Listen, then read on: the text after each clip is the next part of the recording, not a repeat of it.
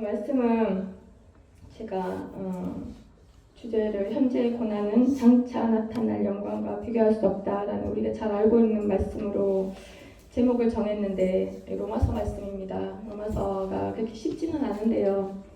그러니까 제가 주중에 이제 퀘스천 마크가 있고 또 우리 가끔 가다가 신앙의 길을 가다 보면 하나님과의 관계에서 또 질문들이 생기잖아요. 이제 그걸 중심으로 해서 이제 답을 구하다 보니까 이제 로마서 8장 말씀이 있어서 좀 같이 나누고자 합니다. 오전에 말씀이 있었는데 그 땅에 대한 말씀. 중에서 참 은혜가 됐던 게 그거였어요. 좋은 땅. 좋은 땅은 문제가 없을 것 같은데 문제가 있다잖아요. 그죠? 좋은 땅도 여러 가지 문제들이 있는데 그 속에서 결실하는 땅이 좋은 땅이다. 어떻게 보면 그 맥락을 이어서 갈 수도 있는 것 같아요. 제가 이런 질문을 우리가 신앙생활을 하다 보면 있는데 신앙에 여러 가지 단계가 있지만 내가 하나님을 잘 따라가고 잘 믿고 있는데 때로 어느 지점에서 서서 보면 믿지 않는 저 세상 사람보다 어떤 못한 전제로 목사님 중간 결산하지 말라고 하시거든요. 그러나 때로는 중간 결산을 하게 되는 그런 때가 있단 말이에요. 내가 세상 사람보다 못한 어떤 상황에 처해 있는 그 자신을 발견할 때가 있을 수 있잖아요.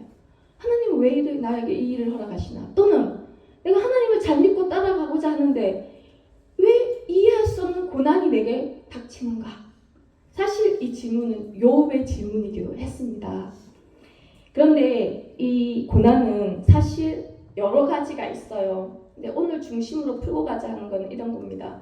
신앙의 초기나 아니면 예를 들어서 이런 고난 있죠. 내 죄나 연약함 때문에 하나님이 길을 돌이키게 하기 위해서 이렇게 매를 대는 고난도 있어요. 근데 오늘 로마서 8장의 고난은 그 고난은 아닙니다. 내가 잘 믿는 잘 따라가고 하나님을 따라서 정말 욥과 같은 의인이 고난의 상황에 처했을 때 그 의인은 그 고난을 욥처럼 이겨나갈 수가 있어요. 옆에서 볼 때. 저 따라가는 믿음이 아직 연약한 양은 저 의인의 고난은 무엇인가 말이에요. 의인이 당하는 저 고난. 그리고 나는 열심히 신앙생활을 했는데 하나님 내게 허락한 이 고난은 왜입니까? 이 첫 번째 질문과 그 다음에 두 번째는 나는 내 뜻이 아니었습니다. 그러나 하나님의 뜻이라기에 순종했습니다. 이만큼 가는 것도 믿음이 좋은 거잖아요. 그런데 하나님 지금 내가 처해 있는 이 상황은 뭡니까? 내가 이렇게 했는데 어떻게 나한테 이러실 수 있습니까? 어쩌면 누구나가 다 이 상황에 처할 수 있는 것 같아요. 로마서는 답을 하고 있어요. 그래서 로마서를 잠깐 보기 원합니다. 사실 이제 우리의 위치는 이런 것 같아요. 여러분 생각해 보세요. 좋은 땅에서 의인이 되고자 하는 그 마음이라고 했잖아요. 의인으로서 하나님께 마음을 붙이고 따라가고자 하는 자들이에요. 그 어떤 세상을 견눈질하거나 뭐 이런 마음이 아니라 따라가고 싶은 마음으로 가득한 거예요. 그들이 로마서 8장에 이르렀습니다. 여러분 로마서 1장, 2장, 3장, 4장, 5장, 6장, 7장, 8장까지 오면 이 믿음의 성숙도가 있는 사람들이라는 거죠. 그들은 어떤 사람이냐면 로마서 8장에 보면 이래요. 이들은 영을 따라요. 육신을 따르는 믿음에서 영을 따르는 믿음으로 나아간 자들이라는 거예요. 8장까지 가면 육신이 연약해 할 수 없는 이길 수 없는 이것 때문에 고민을 해서 7장을 넘어서 8장에 와서 영을 따라야 되는구나. 그걸 원하는 자들이라는 거예요. 그리고 밑에 보면 목사님이 많이 말씀하시는 8장 13절에 영으로 내가 몸의 행실을 죽이기 원하는 자들이라는 거예요. 그리고 14절에 영으로 인도함을 받는 자들이라는 거예요. 내 마음이 간절한 거예요. 비록 몸은 연약하고 넘어지고 바위와 가시떨기의 이 유혹 속에서 지나가고 있지만 내 마음 하나는요. 오늘 오전 말씀처럼 영을 따라가고 싶은 이 마음으로 가득한 사람들이라는 거예요. 그들이 누구냐? 14절에 바울은 하나님의 아들이라는 거예요. 이걸 원하는 자가 하나님의 아들이다. 하나님의 아들들이라는 거예요. 아들. 그러면서 이들이 양자의 영을 받아서 하나님이 어떻게 부른다고요? 아빠, 아버지라고 부르는 아들들, 진짜 의미에서 바울이 말하는 하나님의 아들은 이들이야. 마음을 붙이고 영을 따라가기 원하고 아버지라고 부르는 이들에게 왜 고난이 임하는 거죠. 자, 18절에 가보면 이렇습니다. 바울은 생각하건대 현재의 고난은 장차 우리에게 나타날 영광과 비교할 수 없다. 뭐 어떤 상황이냐?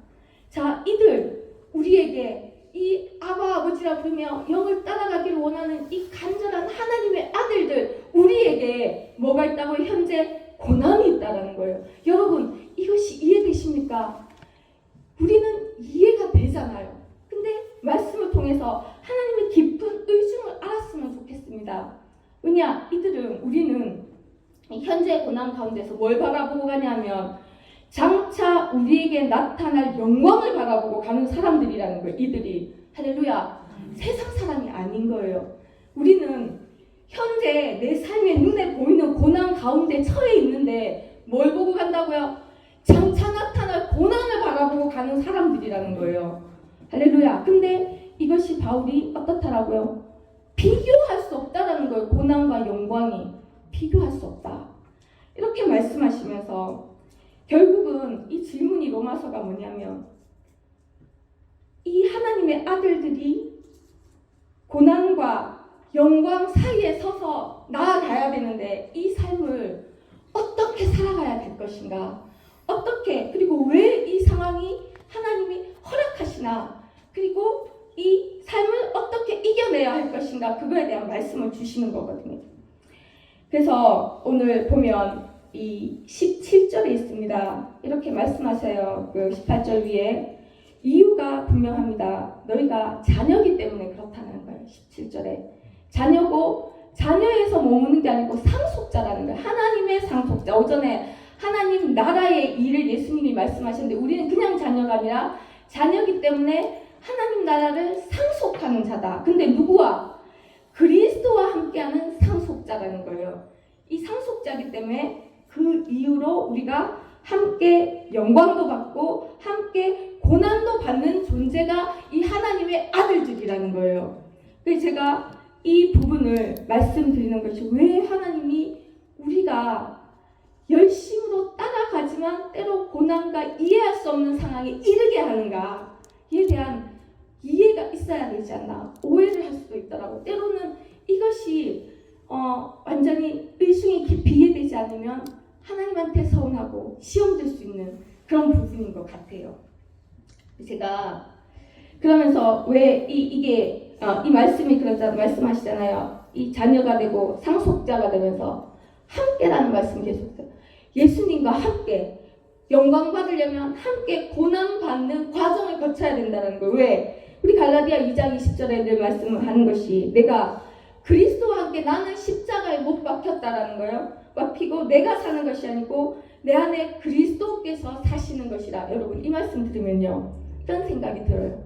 그럼 내 삶은 어디로 갔냐는 거죠. 나는 그럼 어떻게 되나는 거죠. 그리스도만 사시나? 그런데 제가 이번 주에 계속 들은 말씀이 뭐냐면 너는 내 것이다. 이 말씀을 계속 들었거든요. 하나님으로부터. 우리가 그리스도와 함께 십자가에 못 박혀신 내가 죽었잖아요. 근데 내가 사는 게 아니고 그리스도가 사시는 것이라는 거예요. 정확한 의미가 내 삶이 없어지는 건 아니에요. 근데 어떻게 살아가는 방법이 바뀌는 거예요. 이제까지는 내 마음대로 내가 옳다고 여기는 대로 살았지만 이제부터는 어떻게 산다고요? 그리스도와 함께 사는 거예요. 함께 사니까. 그런데 주체가 누구냐면 내가 원하는 대로 예수님을 끌고 함께 가는 것이 아니라 예수님이 원하는 방향으로 내가 순종해서 끌려서 가는 삶을 사는 자가 우리라는 거예요. 그러면서 저도 사실 이번 주간 여러 가지 생각이 많았지만 하나님이 지난주에도 저보고 하시는 말씀이 이사야 43장 1절 말씀 드렸잖아요. 두려워하지 마라. 오늘 오전에도 두려움이 있었습니다. 삶에서 변화가 일어나고 예측 안 되는 일이 일어나면 먼저 다가오는 것이 두려움이거든요. 근데 두려워하지 마라. 내가 너를 지었고 지명해서 불렀고 너는 내 것이라. 이 말씀을 주일날 하고 시간 내도록 그 말씀을 들었거든요. 목사님하고 목회자 모임을 하는데도 목사님 그 말씀을 하는데 수많은 말씀 중에 그것이 귀에 탁 꽂히면서 심장에 박히더라고요. 너는 내 것이라는 거예요. 너는 네게 아니고 너는 내 거라는 거예요. 너는 너의 삶이 네 소유가 아니라 내 소유라는 거예요. 그걸 말씀하고도 토요일날 어제 여기 행사 있었잖아요. 그 목사님들 말씀 중에도 너는 내 것이라는 그 말씀이 저한테 완전 뇌 위에 꽂히는 거예요. 여러분, 고난 가운데 이해하셔야 되는 거는 우리는 지금까지 산 삶처럼 내가 주관하는 삶이 아니라는 거예요. 내가 인정하기 싫어도 이게 영적인 말씀이어서 우리가 알지만 적용이 되게 어려울 수 있잖아요. 하나님은 저한테 계속 이번 주에 얘기해요. 너의 삶이 아니야. 내가 너의 고난을 줄 수 있어. 너의 삶이 아니야. 근데 책임 누가 지신다고요? 하나님이 지신다라는 거예요. 저는 평생 제가 책임지고 살아왔거든요. 저희 아버지 일찍 돌아가시고 제가 딱 20살에 저희 아버지 돌아가실 때 그래 말씀드렸잖아요. 기둥이 쫙 무너지는 게 내가 사실이더라. 하늘이 노래지고 기둥이 무너지는 그 일이 살아가면서 일어나더라고요. 저희 아버지 돌아가셨을 때 기둥이 확 무너지면서 제 모든 삶이 있잖아요. 이렇게 하늘이 무너지더라고요. 이렇게 기둥이 주르르르르르. 그때 제가 내가 강해야지. 내가 살아나야지. 내 힘이 아니면 누구도 의지할 사람은 없어. 그 마음으로 살아왔거든요. 그런데 그 습관적으로 계속 나를 의지해서 살려는 그 습관 있잖아요. 그리고 그런 어떤 상처들. 그런데 하나님이 계속 지금 말씀하시는 거예요. 너는 내 거야. 내 거야. 저는 내 삶이 내 건 것처럼 살았거든요. 아무도 믿을 사람 없어요. 예수를 믿지만 예수님보다 내 힘을 믿어야 돼. 내가 열심히 해야 돼. 이 마음으로 달려왔는데 계속 저를 향해서 너는 내 거라는 거예요. 이제 나는 네 삶은 내가 책임지겠어. 말씀하시는데도 참 이게 깨어지기 힘든 것이 인간인 것 같아요. 그러면서 하나님이 지난주 말씀도 주셨고 또 오늘 말씀 가운데도 어쩌면 우리가 이 고난 가운데서 기억해야 되는 것은 우리는 하나님 것이라는 거예요. 하나님 것이기 때문에 하나님의 우리가 의중을 어떻게 다 알겠습니까? 인간이 크신 하나님의 선한 의중을 어떻게 다 알겠습니까? 그런데 허락하시는 모든 여정에 제 생각에는 이런 생각이 올라와요. 아니 이렇게 했으면 이렇게 섬겼으면 고난은 안 와야지. 내가 하나님 앞에 잘했으면 복을 주시고 그래 잘못했으면 이렇게 약간 벌을 주시는 거 이해했는데 그러니까 항상 하나님과 어떤 관계냐면 제가 잘하면 복을 주셔야 하지 않나? 이 베이스에 깔려있는 게 세상의 생각이잖아요. 이게 우리가 뭐냐 하면 인과응보라고 하잖아요. 이게 늘 깔려있는 것 같아요. 그러니 때로는 시험 될 때 있어요. 하나님, 내가 하나님한테 어떻게 했는데 나한테 이러실 수가 있습니까? 나한테 가장 귀한 것을 가져갈 수 있습니까? 하나님, 내가 이렇게 했는데 하나님 어떻게 그 일을 내게 허락하실 수 있습니까? 저는 이해가 안 됩니다. 이럴 때가 있더라고요. 그런데 그 밑에 보면 제 마음에 어떤 게 있냐면 지금도 여러 가지 고난이 저한테 우리 이 고난은 믿거나 믿지 않거나 고난이라는 삶의 파도는 계속 이렇게 오잖아요. 왔다 갔다. 그런데 이 고난 가운데서 내가 오전에 있었던 말씀처럼 두려움이 나를 사로잡게 되는 이유는 또는 하나님 앞에 물음표가 들게 되는 이유는 내가 이렇게 했으면 하나님이 나한테 잘해야 된다는 생각이 있어요. 그 생각 때문에 허락하시는 그 일이 내가 이해가 되지 않으면 정말 이 질문이 많아지는 거예요. 욥처럼. 욥은 원망하지 않았지. 주변 이 욥의 말씀에 많은 토론이 있었잖아요. 나도 못하면 벌을 받고 잘하면 복을 주는 하나님이란 틀에 갇혀서 하나님을 보고 있구나. 어쩌면 이것도 우리 틀인 것 같아요. 그런데 어떤 책에 이제 저 앞서간 어떤 목사님들이 쓴 책에 이 말씀을 하시더라고요. 어제 이해가 좀 됐었어요. 인과응보는 아니라는 거예요. 창세기에 하나님이 이렇게 출애굽기에 이렇게 말씀하셨거든요. 너희가 순종하면 복을 주고 순종하지 않으면 화를 준다. 화와 저주가 있다. 이 원리가 하나님 나라의 원리이기도 하다는 거예요. 통치 원리이기도 하다는 거예요. 근데 다는 아니라는 거예요. 이 법칙이. 그거는 일부에 불과하다는 거예요. 이걸 가지고 하나님을 보고 내가 판단할 수 수 없다라는 거예요. 하나님은 어떻다? 이 법칙보다 훨씬 더 크다. 우리의 얕은 이 계산으로 내가 이만큼 했으니까 나한테 피드백해서 좋은 걸 주셔야 하지 않나. 내가 그래 잘못했으니까 그만큼 잘못 안 했는데 나한테 왜 이런 상황을 주시지? 벌을 주시는 게 아닐까 하는 그런 정죄감들, 여기서 우리가 못 벗어날 때가 있잖아요. 이 틀 안에 들어오시는 분이 아니라는 거예요. 이것은 분명히 하나님 나라의 다스리는 원리지만 하나님은 그 너머에 계시는 하나님의 모든 속성 중에 하나에 불과하다는 거예요. 하나님은 법칙으로 이해할 수 있는 분이 아니다. 그러니 오전 말씀에도 하나님은 우리의 이해를 구하는 게 아니라고 했잖아요. 할렐루야. 하나님은 우리의 이해를 구하시는 분이에요. 우리가 이해할 수도 없고 이해 속에 들어오실 수도 있는 분도 아닌 거예요. 그렇지만 우리는 세상에서 배운 또는 성경의 일부인 이걸 가지고 하나님을 평가하고 정죄할 수 없다라는 거예요. 하나님 어떻게 나한테 이럴 수 있습니까?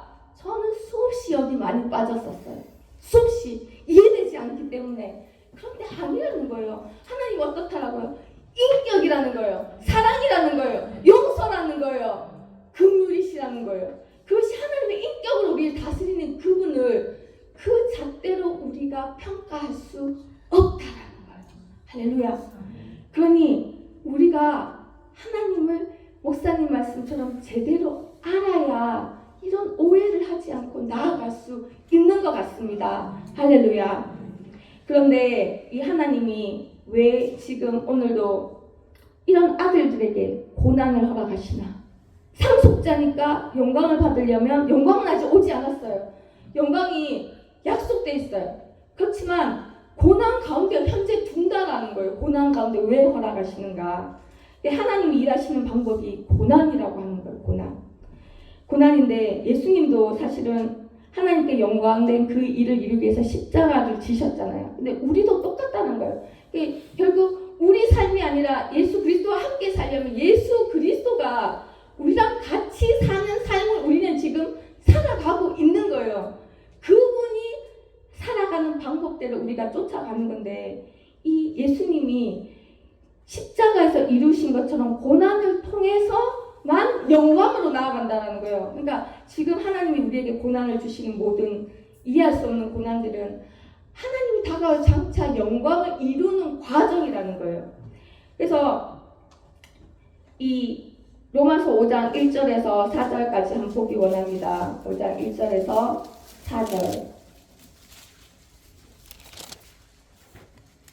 우리가 지금 이제 구원을 받고 하나님을 쫓아가기 원하는 그 막 정말 이 마음으로 하나님 사랑하는 마음으로 쫓아가는데 우리가 바라보는 게 장차 저 이제 새 하늘 새 땅과 본향을 바라보고자 이제 제 이름의 주님을 바라보면서 약속된 걸 바라보고 가잖아요. 본 적도 없는 바라보고 가는데 이 중간에 어떤 일을 이루시냐면 5장 1절에서 5장 3절 4절 한번 보겠습니다. 우리가 2절에 보면 우리가 하나님의 영광을 바라보고 즐거워하는데 다만 이뿐이 아니래요. 바울이 우리가 환난 중에도 즐거워하는데 왜 그러냐? 이는 환난이 인내를 만들고 인내가 연단을 만들고 연단은 소망을 이루는 줄 알미라. 뭐냐? 우리가 연단 가운데 있을 때 이 연단이 뭐를 이룬다고요? 인내를 이루고 환난이 있을 때 환난이 인내를 이루고 인내가 연단을 이루고 연단이 아니라 풀목불에 들어가서 하나님이 막 고온에다가 넣어가지고 모양을 만들어내는 거잖아요. 이 일을 이루면서 이게 소망이 된다라는 거예요. 소망까지. 그러니까 이 영광을 바라보는 것 자체가 소망이라는 거예요. 그러면서 오늘 로마서 8장에 뭐라고 말씀하시냐면 우리가 할 일이 우리에게 경배하시는 게 우리가 할 일이 하나 있다는 거예요. 이 고난 가운데 24절에 보면 우리가 소망으로 구원을 얻었으니까 보이는 소망이 소망이 아니라는 거예요. 고난이 오면 이렇더라고요. 뭐가 드러나냐면 내 마음이 어디 있었는지 드러나는 것 같아요. 내가 누리던 것은 늘 당연했었는데 그 누리던 것이 물질이든 건강이든 갑자기 문제가 생기잖아요. 내가 가지고 있던 게 없어지잖아요. 하나님이 가져가시잖아요. 그러면 그것이 절망이 되는 거예요. 보이는 것들인데 보이는 것들로 인해서 그것이 결핍이 되면 내게 절망이 되고 희망이 없어지고 두려움이 생기고 염려가 되고 불평이 막 자동으로 전부 이렇게 쏟아져 나오는 이유는 내 소망은 저기 있지 않다라는 것을 증명하더라고요. 제가 요즘 일어나는 일이에요. 내 소망이 나는 저 하늘을 보고 하나님 따라 소망을 보고 가고 있다라고 생각을 했는데 나는 실질적으로 그것이 걷어내고 보니까 내 소망은 이 땅에 있는 거예요. 내 소망이. 그런데 바울은 어떻게 얘기하냐면 고난을 허락하시는 첫 번째 이유는 이것인 것 같습니다. 나도 속아요. 나도 속는 것이 내 소망이 하나님은 철저히 저기 있기를 원하시는 거예요. 근데 내 소망이 여기에 붙들려 있다는 것을 고난 가운데 알게 되는 거예요. 고난 가운데. 그러니 바울은 뭐라고요? 네가 보이는 소망은 소망이 아니야. 보이는 소망이 소망이 되면 어떻게 되는지 아십니까 여러분? 보이는 모든 것들로 인해서 나를 절망에 빠뜨립니다. 나를 두려움에 빠뜨립니다. 내가 불평하게 되고 거기에 매여지는 거예요. 그런데 보이는 소망이 소망이 아니구나 알고 나가는 자들 있잖아요. 우리 봤잖아요. 우리 앞에서 가고 있잖아요. 이 사람들은 미친 사람들입니다. 저기를 소망으로 삼아요. 물질이 빠지고 없어지는데 기뻐하고 가는 거예요. 아까 말씀드렸잖아요. 영광을 기뻐하는데 이 환난 가운데서 내가 환난을 기뻐한대. 왜? 여러분 우리 소망이 내가 가진 것에 잡혀있는 한은 끊임없이 우리는 절망해야 되고요. 끊임없이 우리는 마음을 뺏겨야 되고요. 끊임없이 우리는 좌절해야 되고요. 끊임없이 우리는 주저앉아야 돼요. 올라갈 수가 없어요. 그 원인은 외적인 원인도 있고 영적인 원인도 있습니다. 때로는 하나님이 우리 아버지처럼 잘 계시던 아버지를 데려가시기도 하고 가지고 있던 재물을 걷어가시기도 하고 그렇게 확신했던 건강을 무너뜨리시기도 하고 내가 사랑했던 많은 것들을 가져가실 때가 있잖아요. 그런데 그 뜻이 뭔가 우리가 알아야 되는 거 아니겠습니까? 하나님은 그게 소망이 아니라는 거예요. 우리는 다 알 수 없지만 하나님은 우리가 바라보는 것은 이 보이는 곳이잖아요. 보이는 곳. 우리가 보이지 않는 것을 믿고 간다고 하지만 어쩔 수 없이 보이는 것밖에 볼 수 없는 그런 한계가 있잖아요. 하나님은 뭘 보신다고요? 전체를 보시잖아요. 전체. 최종적인 그림. 마침내 예수 그리스도가 재림하시는 그때까지 보시잖아요. 그런데 그분이 이 소망이 아니라는 거예요. 너는 내 것이다. 네가 붙잡혀있는 그 마음, 붙어있는 그곳은 너의 소망을 둘 곳이 아니라는 거예요. 그러니 나를 고난을 허락하시는 거예요. 소망은 무엇인가? 우리는 믿지 않는 사람과 틀리잖아요. 보이지 않는 걸 믿고 가는 사람입니다. 천국을 믿고 가는 거예요. 천국을 보신 적도 여러분 없어요. 환상으로 보신 분 있지만 실제 보신 적은 없지만 천국 있다는 그 말과 함께 가고 있는 사람들이잖아요. 그런데 끝까지 그걸 바라보고 가야 되는 것이 우리라는 거예요. 참 어렵습니다. 근데 로마서 8장은 쉽다고 절대 얘기하지 않아요. 탄식하며 바울도 가고 있다는 거예요. 탄식하고 애끓는 마음으로 괴로워하며 로마서의 그 바울의 고통이 느껴져요. 정말 이 하나님 말씀대로 가고 싶은데 오늘 오전에 그 선하고 좋은 마음으로 가고 싶은데 연약한 육신을 가진 우리 그 고통이 있거든요. 그럼에도 불구하고 바울은 우리의 소망은 여기다 보이지 않는 그 소망을 바라보고 뭘 하라고 하냐면 참음으로 기다릴지니라. 이것이 우리가 할 수 있는 유일한 것입니다, 여러분. 그래서 우리는 하나님이 허락하시는 이 구간을 현재 고난 가운데 서 있을지라도 저기를 바라보며 할 수 있는 게 뭐라고요? 인내가 뭘 한다고요? 연단을 한답니다. 어떻게 하시는지는 모르겠어요. 하나님의 공장은. 근데 인내하는 것밖에 할 수 있는 게 없다는 거예요. 인내할 때, 참고 기다릴 때 어떻게 된다고요? 연단되어서 나온다는 거예요. 여러분 칼을 만드는 방법을 여러분 아십니다. 풀무불에 넣어서 그 고온에 녹여서 틀을 만들어내고 두들겨 대지 않습니까? 그것이 연단 자체의 의미예요. 여러분은 그렇게 해서 할 수 있는 게 두드려도 기다리는 것밖에 할 수 있는 게 없다는 거예요. 인내로 마침내 나오는 결과가 소망이 소망이라는 거예요. 할렐루야. 여러분, 이것을 우리는 공유하지 않을 수 있는데 하나님이 이것을 바라보신다는 거예요. 여러분, 지금 뭘 얘기하고 있습니까, 바울이? 나는 땅을 바라보고 내게 소중한 모든 것들이 사라짐과 빼앗김에 대한 슬퍼하지만 하나님의 소망을 얘기하는 거예요. 하나님의 소망은 우리가 연단으로 열매 맺는 것이 하나님의 소망이라는 거예요. 자, 그것이 하나님 말씀하십니다. 29절에 왜 이렇게까지 하시나? 그 영광은 뭔가? 아들의 형상을 본받게 하는 거라는 거예요. 오전에 있었던 말씀입니다. 여러분, 저는 그래요. 이 땅에 있으니까 물질에 고난이 없었으면 좋겠어요. 물질로 인해서 마음이 흔들리고 아둥바둥하는 게 없었으면 좋겠고, 내가 사랑하는 사람들이 오래 곁에 있었으면 좋겠고, 내 삶에 파도가 없었으면 좋겠어요. 신앙의 파도도 정말 좀 없었으면 좋겠더라고요. 정말 어떤 안정적인 거 있잖아요. 내가 가진 모든 것을 지킬 수 있고 안정적인 어떤 것들이 정말 나는 소원하지만 하나님 왜 이렇게 고난의 파도를 보내서 이 말이 기다림이지 인내지 얼마나 고통입니까? 하루, 이틀, 1년, 2년, 3년, 4년, 10년, 20년 희약이 없어요. 그리고 연단이라는 거예요. 도대체 몇 도에서 구워대시는 건지 녹이시는 건지 알 방법도 없습니다.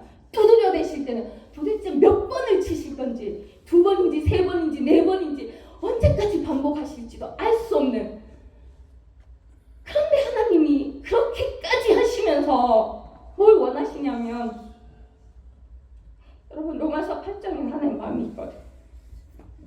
하나님의 사랑이 있거든요. 우리를 향한 그 합력해서 선을 이룬다는 말씀 위에 있잖아요. 모든 것이 이 고통조차, 이 고난조차, 우리의 이 고통의 호흡조차, 우리의 밤마다 눈물로 지새우는 그 밤들조차, 내가 겪은 나만 알 수 있는 이 마음의 고통, 찢어짐과 하나님을 향한 원망과 이해할 수 없는 모든 상황 속에 눈물과 고통과 회한과 알 수 없는 모든 것이 합력해서 선을 이룬다. 무엇이 선입니까? 제게 선은 아까 그런 안정적인 겁니다. 내 걸 잃지 않는 것.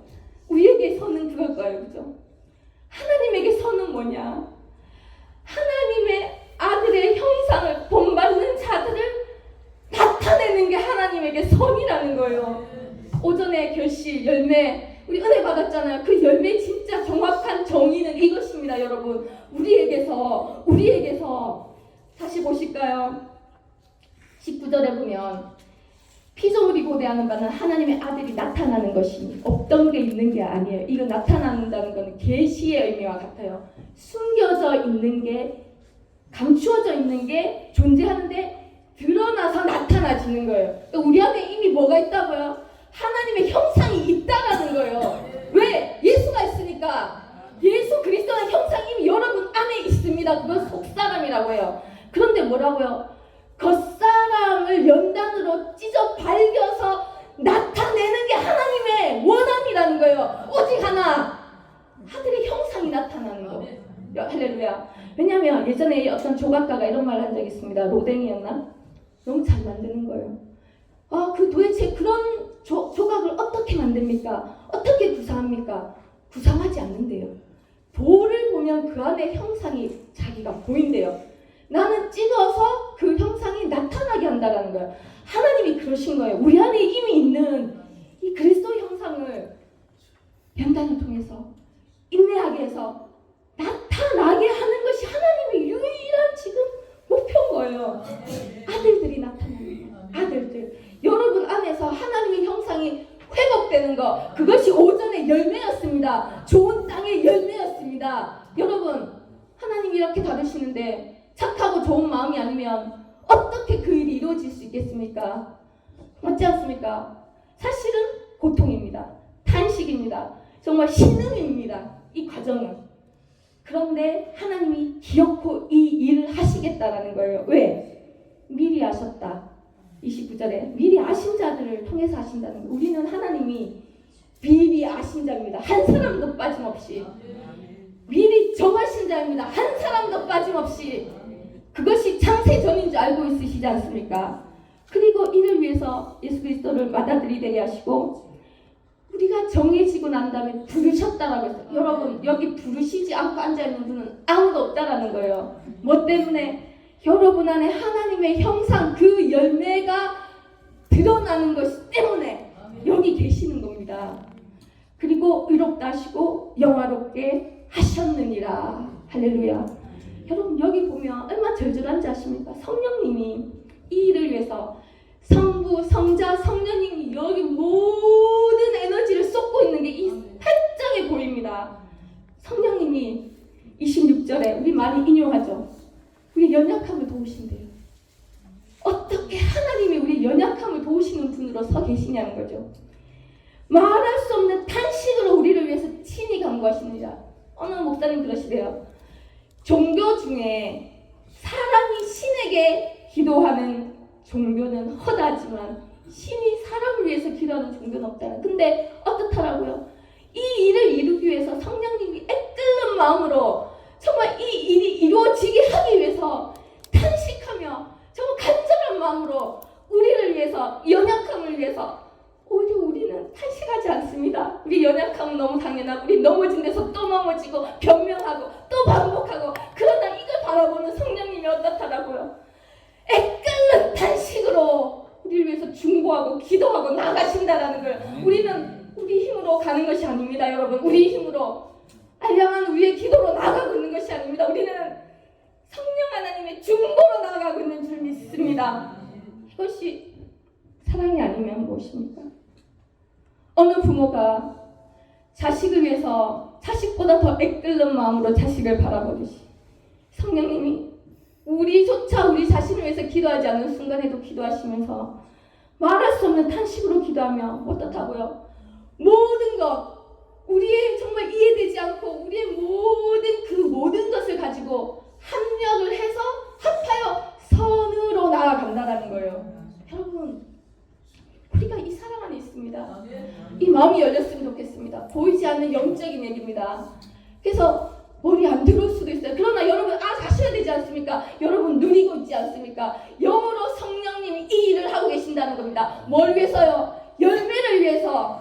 여러분 붙어있으면 열매 맺는다. 쉽게 말하지만 그것이 그냥 되는 것이 아니라는 거예요. 성령님이 이런 애씀과 예수 그리스도가 밑에 있죠. 이 31절.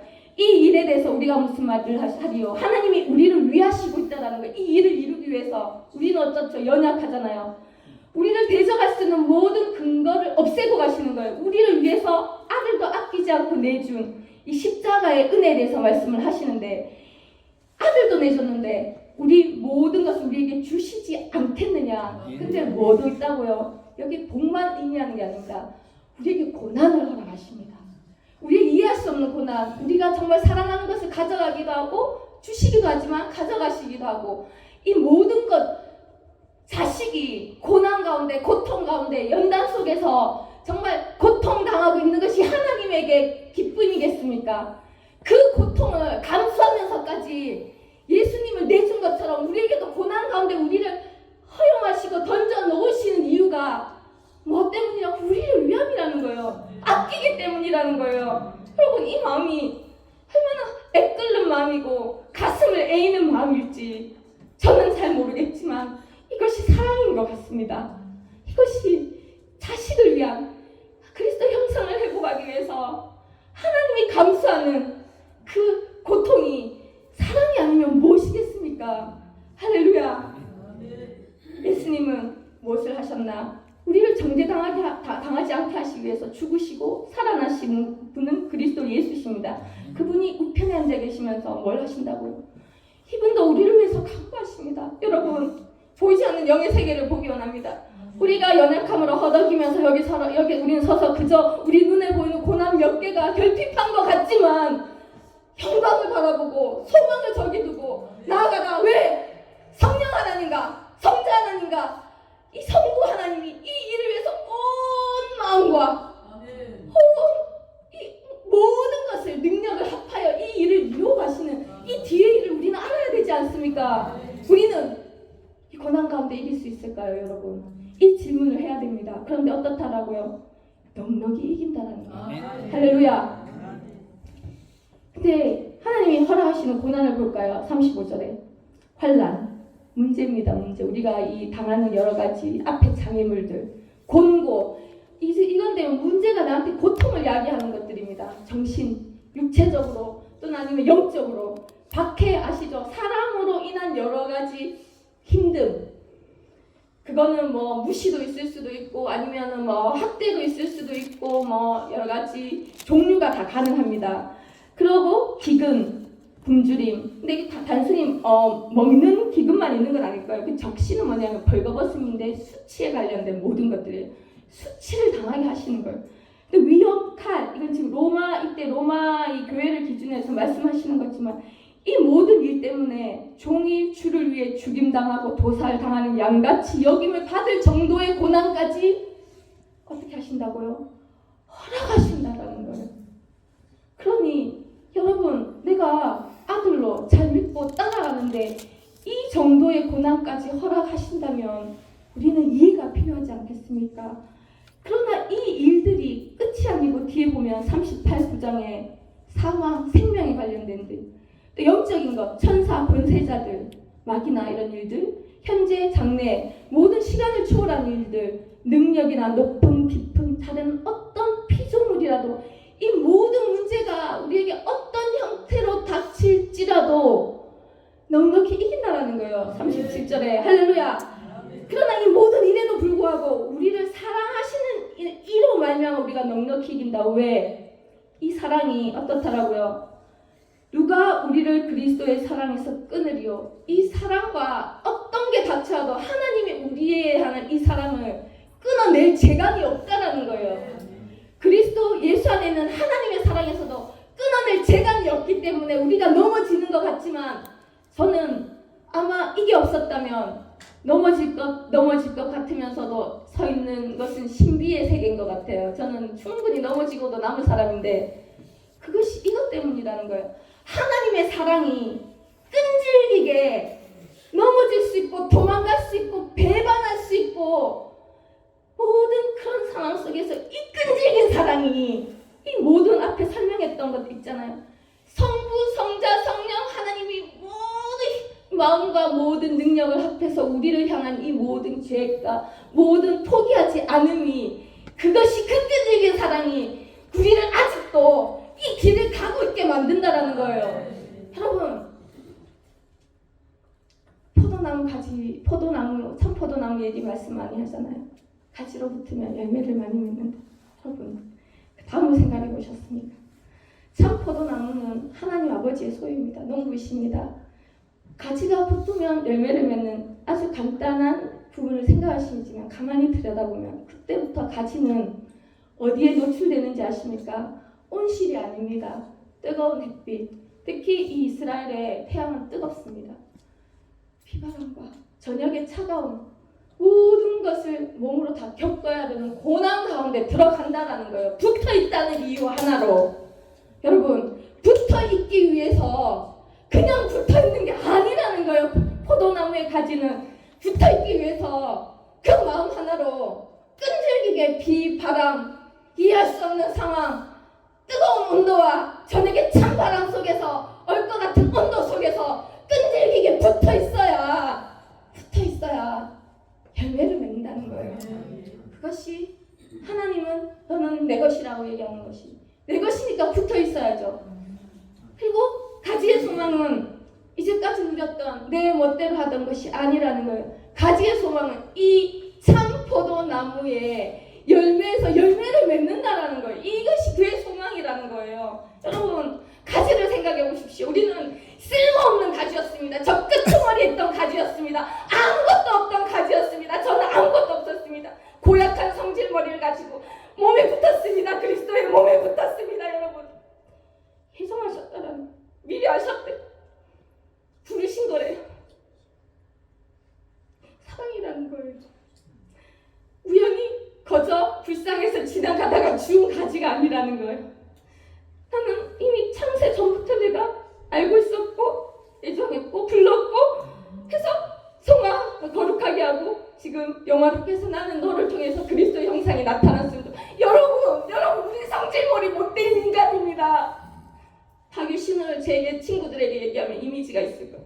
어떻게 그 못된 성질머리에서 그리스도 형상이 나타날 수 있습니까? 어떻게 그런 일을 하나님 꿈꾸실 수 있습니까? 여러분, 한 사람 한 사람 한 사람에게서 그 못된 몸은 성질머리 가운데서 어떻게 그리스도가 나타날 수 있습니까? 여러분, 하나님이 그것을 꿈꾼다고 얘기하십니다. 할렐루야. 아멘. 우리는 많이 왔습니다. 몸에 붙어서 너무 많이 변했고 그 형상이 나타나고 있는 중입니다. 근데 이 사람은